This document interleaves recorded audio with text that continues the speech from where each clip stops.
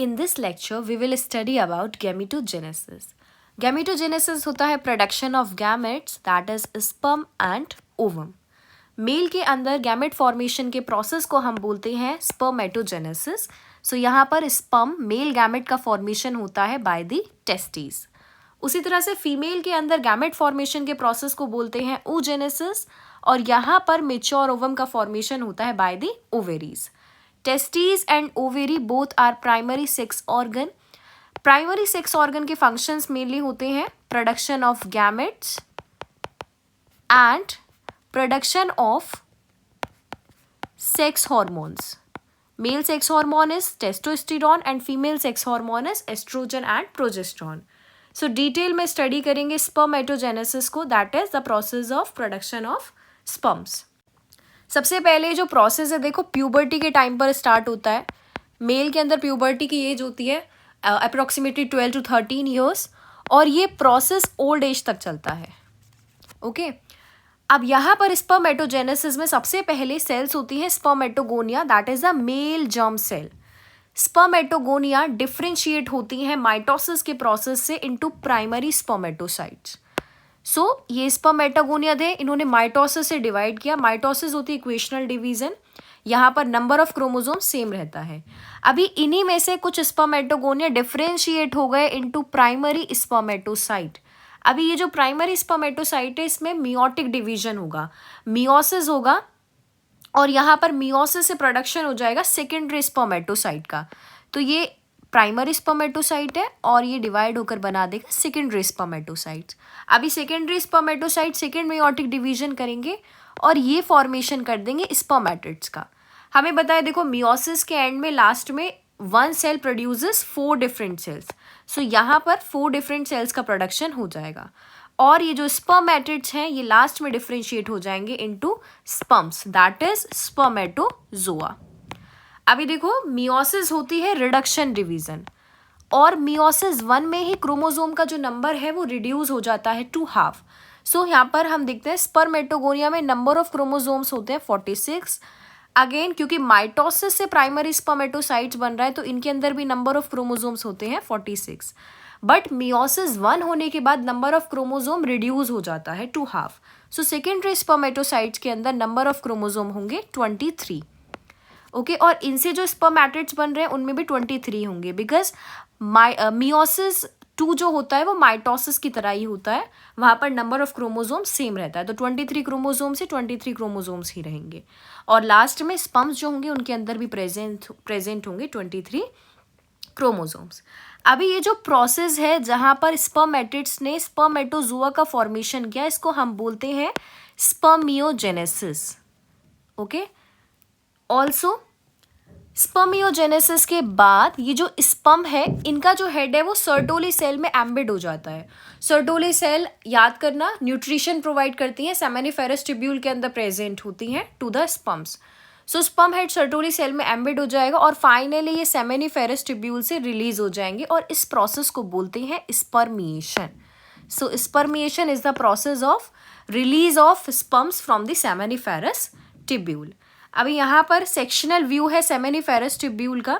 इसमें आप देखोगे सबसे नीचे यानी वॉल के पास प्रेजेंट है स्पर्मेटोगोनियम. इसी से बनते हैं प्राइमरी स्पर्मेटोसाइट्स. प्राइमरी स्पर्मेटोसाइट से बनता है सेकेंडरी स्पर्मेटोसाइट, देन स्पर्मेटिड्स और लास्ट में स्पर्मेटोजोआ.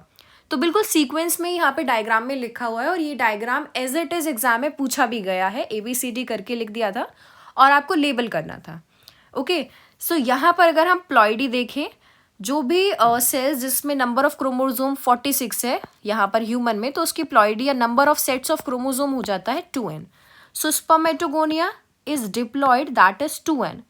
उसी तरह से primary spermatocyte is also diploid 2n but secondary spermatocyte जो होता है वहाँ पे हो जाती है ploidy haploid that is n. So आगे स्पर्मेटिड्स स्पर्मेटोजोआ सबकी जो प्लॉइडी होगी वो होगी n और जो सर्टोली सेल्स हैं ये डिप्लॉयड होती हैं, इनकी प्लॉइडी भी होती है 2n. Okay so next is the hormonal regulation of spermatogenesis.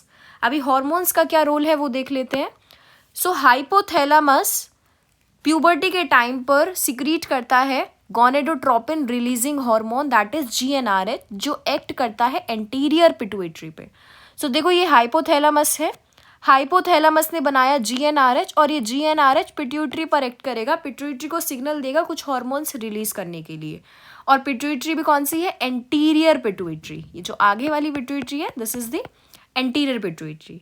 अभी एंटीरियर पिट्यूटरी कुछ हार्मोन्स रिलीज करेगी इसके बाद, और ये हार्मोन्स हैं luteinizing hormone and follicle stimulating hormone LH and FSH। अभी ये जो LH है ल्यूटिनाइजिंग हार्मोन, ये एक्ट करेगा लीडिक सेल्स पर। इंटरस्टिशियल स्पेस में लीडिक सेल्स प्रेजेंट होते हैं सेमेनिफेरस ट्यूब्यूल के, और ये जो FSH है ये एक्ट करेगा सर्टोली सेल्स पर। इसको याद रखने की ट्रिक है, देखो LH शुरू होता है L से और लीडिक सेल के स्टार्टिंग में भी L लगा हुआ है, उसी तरह से FSH के मिडिल में है S और सर्टोली सेल के स्टार्टिंग में लगा हुआ है S। सो ये जो लीडिक सेल्स हैं ये स्पर्मेटोजेनेसिस के लिए एंड्रोजन का सिक्रीशन करती हैं, ओके। और ये जो सर्टोली सेल्स हैं ये कुछ फैक्टर्स सिक्रीट करती हैं जो हेल्प करते हैं in the process of spermiogenesis. अभी हमने देखा था स्पर्मियोजेनेसिस वो प्रोसेस था जहाँ पर स्पर्मेटिड्स से स्पर्मेटोजोआ का फॉर्मेशन हो रहा था, okay. Next is the structure of sperm that is the male gamete. So sperm के अंदर मेनली 4 रीजन्स होते हैं, that is head, neck, middle piece and tail. ये जो हेड रीजन है इसमें एक लार्ज साइज का न्यूक्लियस प्रेजेंट होता है, ये कंप्लीट न्यूक्लियस है और प्लॉइडी होती है इसकी N। इसके आगे आप देखोगे तो एक स्ट्रक्चर प्रेजेंट है जिसको बोलते हैं एक्रोजोम। ये जो एक्रोजोम है it's a cap like structure और इसके अंदर प्रोटियोलाइटिक एंजाइम फिल्ड रहते हैं। तब स्पर्म एग के अंदर एंटर करता है तो एंट्री में या फर्टिलाइजेशन में ये एक्रोजोम का लेयर हेल्प करता है, ओके। और इस कंप्लीट स्पर्म के ऊपर प्लाज्मा मेम्ब्रेन प्रेजेंट होती है। नेक के बाद आता है मिडिल पीस जिसके अंदर प्रेजेंट होते हैं माइटोकॉन्ड्रिया। अभी इन माइटोकॉन्ड्रिया का फंक्शन होता है to provide energy for swimming. As we know mitochondria is known as the power house of the cell, तो यहाँ पे एनर्जी प्रोवाइड करेगा। और लास्ट में है टेल। टेल मूवमेंट में हेल्प करती है, इट फैसिलिटेट्स स्पर्म मोटिलिटी, जो कि फर्टिलाइजेशन के लिए इंपॉर्टेंट है क्योंकि स्पर्म को फीमेल के रिप्रोडक्टिव ट्रैक्ट में फेलोपियन ट्यूब्स तक पहुंचना है फर्टिलाइजेशन कराने के लिए, और फेलोपियन ट्यूब के एम्प्यूला वाले रीजन में फर्टिलाइजेशन होता है। The human male ejaculates about 200 to 300 million sperms during a coitus. एक कॉइटस के टाइम पे इतने स्पर्म्स रिलीज होते हैं, और नॉर्मल फर्टिलिटी के लिए इनमें से 60%, कम से कम 60% स्पर्म्स का जो शेप और साइज है वो नॉर्मल होना चाहिए, और इस 60% में से भी 40% एटलीस्ट ऐसे होने चाहिए जो फास्ट मूव करें, ठीक है, जिनका जो मूवमेंट है वो विगरस मूवमेंट हो। इसको एक एग्जांपल से समझेंगे। सपोज अगर 100 स्पर्म्स हैं तो 100 स्पर्म्स में से 60 स्पर्म्स ऐसे होने चाहिए जिनका शेप एंड साइज नॉर्मल हो, ओके। अभी इसमें से 40%, 60 का 40% होगा 24, इसमें से 24 स्पर्म्स ऐसे होने चाहिए जो फास्ट मूव कर पाए, फास्ट मूवमेंट हो for normal fertility. Also sperm seminal plasma के साथ मिलकर बनाता है सीमन। मेल बॉडी से ये सीमन ही रिलीज होता है, और ये सीमन ही रिस्पॉन्सिबल होता है स्पर्म को ट्रेवल करा पाने की, क्योंकि एक लिक्विड फॉर्म में स्पर्म इस सीमन के थ्रू ही आ पाता है। और ये जो सेमिनल प्लाज्मा है ये male accessory glands that is bulbourethral gland, seminal vesicle and prostate gland ये सीक्रेट करते हैं मिलकर। सीमन के अंदर स्पर्म्स का परसेंटेज होता है 1 to 5%, रेस्ट इसके अंदर सेमिनल प्लाज्मा होता है। इस सीमन का pH होता है alkaline that is 7.4, okay. Next is oogenesis, that is the process of production of female gamete. oogenesis एक डिसकंटिन्यूस प्रोसेस है जो स्टार्ट होता है तब कोई भी फीमेल फीटस अपनी मदर की बॉडी के अंदर होती है, यानी एम्ब्रियोनिक और फीटल स्टेज पे ये स्टार्ट होता है बिफोर बर्थ, फिर स्टॉप हो जाएगा और उसके बाद ये दोबारा स्टार्ट होता है puberty, that is at the age of 10 to 12 years. अभी फीमेल फीटस की ओवेरी में सबसे पहले ऐड होते हैं मिलियंस ऑफ ऊगोनिया जिनकी प्लॉइडी होती है 2n। ये oogonia mitotically that is by mitosis differentiate होती है into primary follicle. Primary follicle के अंदर होता है प्राइमरी oocyte जिसकी प्लॉइडी भी 2n होगी क्योंकि माइटोसिस से ये बना है, और इसके ऊपर एक single layer of cells present होती है that is of granulosa cells. ये प्राइमरी oocyte मियोसिस 1 स्टार्ट करेगा, यानी मियोटिक डिवीजन यहाँ से शुरू करेगा, लेकिन ये डिवीजन स्टार्टिंग में ही रुक जाएगी। कहाँ? प्रोफेज 1 पर।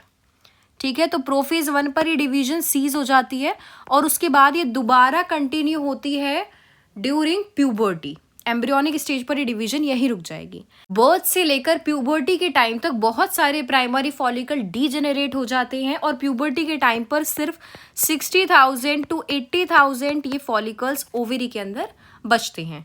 ठीक है, तो प्राइमरी फॉलिकल से फॉर्मेशन होता है सेकेंडरी फॉलिकल का, जिसके अंदर प्रेजेंट है प्राइमरी oocyte। यहाँ पर ग्रेनुलोसा सेल्स की जो लेयर है वो और ज़्यादा ऐड हो जाती हैं और सेकेंडरी फॉलिकल के ऊपर एक थीका लेयर भी प्रेजेंट होती है। सेकेंडरी फॉलिकल बनाएगी टर्शियरी फॉलिकल, जिससे बनेगा बाद में मेच्योर और Graafian follicle.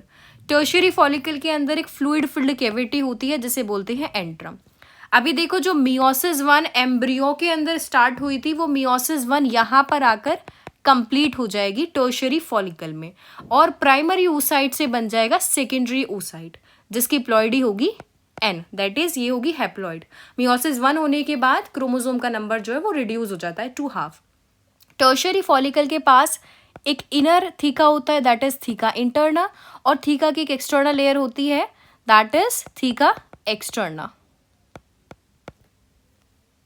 Okay, next is, अब ये टर्शियरी फॉलिकल जो है यहाँ से स्टार्ट हो जाएगा आपका मियोसिस 2, और टर्शियरी फॉलिकल के अंदर मियोसिस 2 कंप्लीट नहीं होता है, ये भी अरेस्ट हो जाता है एट मेटाफेज 2। ओके, तो ओव्यूलेशन से पहले आप देखोगे कि सिर्फ मियोसिस 1 कंप्लीट होता है।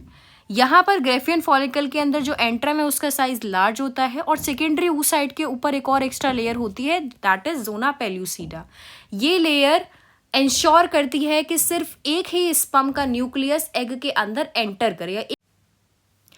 ओव्यूलेशन के टाइम पर ये जो ग्रेफियन फॉलिकल है ये रप्चर होगा और इससे ये जो सेकेंडरी oocyte है ये रिलीज हो जाएगा। ठीक है, सो अभी जो सेकेंडरी oocyte है ये अपना मियोसिस 2 डिवीजन कंप्लीट करेगा अगर फर्टिलाइजेशन हो रहा है। So if fertilization is taking place then meiosis 2 will be completed, otherwise ये oocyte ऐसे ही डिजेनरेट हो जाएगा और मियोसिस 2 कंप्लीट नहीं होगा। सो एक क्विक रिकैप कर लेते हैं। सबसे पहले फीटल लाइफ में उगोनिया है, उगोनिया माइटोसिस से डिफरेंशिएट होंगे प्राइमरी oocyte में।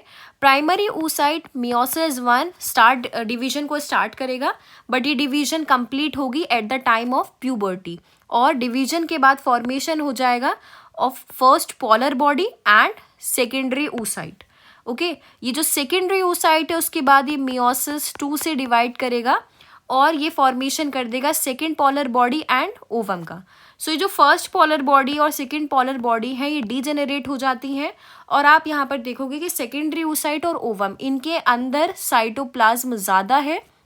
उसका रीज़न ये है कि देखो, ये जो न्यूट्रिएंट रिच साइटोप्लाज्म है, एग को इसका ज़रूरत है फॉर एम्ब्रियोनिक डेवलपमेंट। एम्ब्रियो का डेवलपमेंट एग के अंदर हो रहा होता है और स्पर्म के पास वैसी साइटोप्लाज्म नहीं होता है, सो इसीलिए यहाँ पर ज़्यादा साइटोप्लाज्म की ज़रूरत है, इसीलिए अनइक्वल डिवीजन यहाँ पर देखने को मिलता है। Okay, so first is oogonia, ploidy 2n, primary oocyte ploidy 2n, meiosis 1 होने के बाद प्लॉइडी हो जाती है हाफ दैट इज n, और ओवम भी होगा n। So first primary follicle, then ये बनाएगा secondary follicle, then tertiary follicle and then Graafian follicle. उसके बाद by the process of ovulation ये ओवम रिलीज होगा, और इस ओवम के आसपास आप देखोगे कुछ सेल्स प्रेजेंट है। ये सेल्स होते हैं कोरोना रेडिएटा। ओके, और ये ओवम रिलीज होने के बाद जो बचा हुआ पार्ट होता है वो बनाता है corpus luteum. This corpus luteum is rich in hormone progesterone. Next is hormonal regulation of oogenesis। तो यहाँ पे भी सबसे पहले हाइपोथैलेमस प्यूबर्टी के टाइम पर रिलीज करेगा GnRH। GnRH एंटीरियर पिट्यूटरी को सिग्नल देगा to release LH and FSH। अभी ये जो ल्यूटिनाइजिंग हार्मोन है फीमेल के अंदर, ये रिस्पॉन्सिबल होता है for the rupture of mature follicle और ग्रेफियन फॉलिकल, ठीक है। ओव्यूलेशन हो गया, ओवर रिलीज हो गया, बाद में बचता है कॉर्पस ल्यूटियम, अभी हमने देखा था it is rich in progesterone. And this FSH it stimulates the growth of follicle, ये जो डिफरेंट फॉलिकल बन रहे थे सेकेंडरी फॉलिकल से टर्शरी फॉलिकल, टर्शरी फॉलिकल से ग्रेफियन फॉलिकल, उसके लिए ये हार्मोन रिस्पॉन्सिबल है। ऑल्सो यहाँ पर आता है एस्ट्रोजन, जो ग्रेनुलोसा सेल्स थी उस साइड के चारों तरफ वो सिक्रीट करती हैं एस्ट्रोजन को।